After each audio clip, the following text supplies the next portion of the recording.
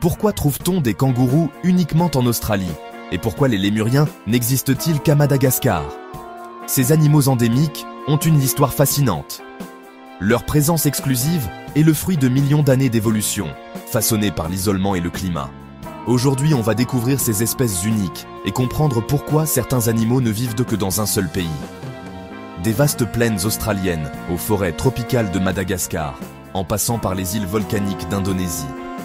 Préparez-vous à un voyage extraordinaire à travers les continents, à la rencontre d'animaux fascinants et souvent méconnus. Ensemble, levons le voile sur les secrets de l'endémisme animal.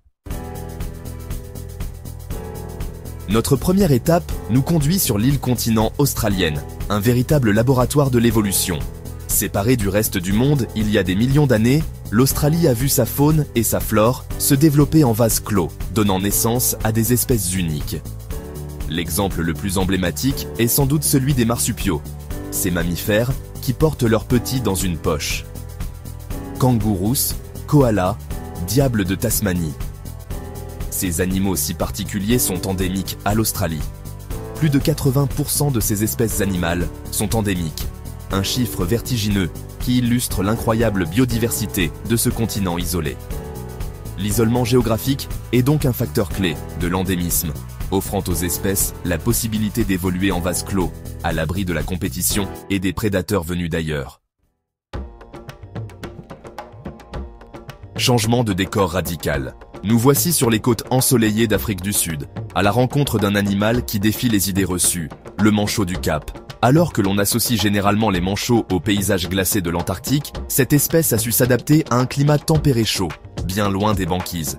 Le secret de leur survie, les eaux froides du courant de Benguela qui longent les côtes sud-africaines, créant un microclimat frais et riche en nutriments. Malheureusement, cette espèce emblématique est aujourd'hui menacée. La surpêche et le changement climatique perturbent son habitat et mettent en péril sa survie. Le manchot du Cap nous rappelle la fragilité de l'équilibre naturel et l'importance de protéger les espèces endémiques, souvent plus vulnérables au changement. Notre voyage nous conduit maintenant vers une île-continent à la biodiversité exceptionnelle, Madagascar. Séparée du continent africain il y a 88 millions d'années, Madagascar est un véritable sanctuaire pour une faune et une flore uniques au monde. Parmi les habitants les plus emblématiques de l'île figurent les lémuriens, ces primates arboricoles aux grands yeux et à la queue touffue. On dénombre plus de 100 espèces de lémuriens à Madagascar, toutes endémiques à l'île. Leur évolution a été marquée par l'absence de prédateurs majeurs, ce qui leur a permis de se diversifier et d'occuper toutes les niches écologiques de l'île. Du minuscule microcèbe au majestueux indri, chaque espèce s'est adaptée à un environnement spécifique. L'histoire des lémuriens de Madagascar nous montre comment l'évolution peut suivre des chemins uniques en fonction de l'environnement.